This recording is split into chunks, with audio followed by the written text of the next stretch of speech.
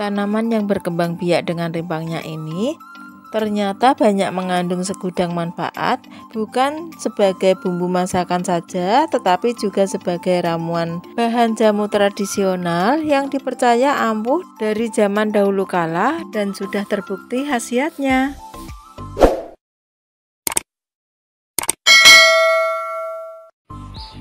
Halo, assalamualaikum warahmatullahi wabarakatuh. Jumpa lagi dengan Mbak Jar.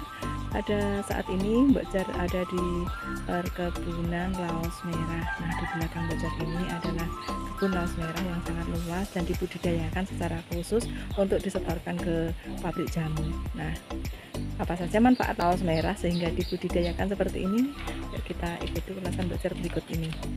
Tanaman laos merah atau lengkuas merah adalah salah satu tanaman rimpang yang mirip jahe dan bukan hanya terkenal sebagai salah satu bumbu masakan khas Indonesia, akan tetapi tanaman laos sudah terkenal dari zaman dahulu kala digunakan sebagai tanaman herbal untuk mengatasi dan mencegah berbagai macam penyakit.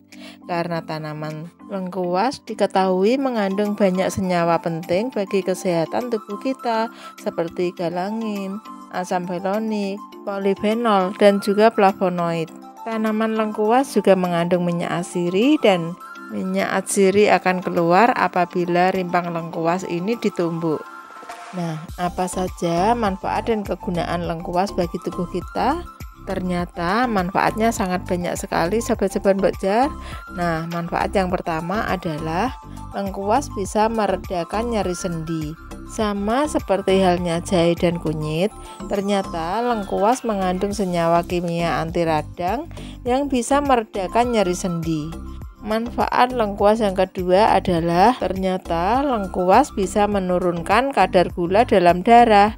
Manfaat yang ketiga, bisa membunuh dan menghambat perkembangan virus dan bakteri. Manfaat keempat, ternyata bila kita mengkonsumsi lengkuas secara rutin bisa mengurangi risiko terkena kanker karena lengkuas mengandung kandungan senyawa galangin yang dipercaya bisa membunuh dan mencegah penyebaran sel-sel kanker. Lengkuas bisa menghambat pertumbuhan radikal bebas walaupun butuh penelitian lebih lanjut. Yang kelima, lengkuas bisa mengobati batuk bila dikonsumsi secara rutin. Yang keenam, bisa menyembuhkan asam urat. Yang ketujuh, bisa membangkitkan gairah. Kedelapan, membangkitkan nafsu makan. Kesembilan, mengobati rematik. Kesepuluh, lengkuas bisa meningkatkan kekebalan tubuh karena banyak mengandung vitamin C. Ke-11, lengkuas bisa mengobati dan meredakan insomnia atau gangguan tidur. Ke-12, kaya antioksidan. Kandungan antioksidan polifenol dalam lengkuas dapat membantu menjaga tekanan darah tetap normal, menurunkan kadar kolesterol dalam darah, dan memelihara kesehatan jantung.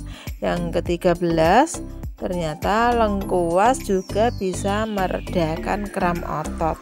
Yang ke-14, mengatasi sembelit. Nah, untuk mengatasi penyakit yang satu ini tentu tidak hanya cukup lengkuas saja ya, tapi juga kita harus banyak mengkonsumsi makanan berserat dan rajin-rajin mengkonsumsi buah dan sayur.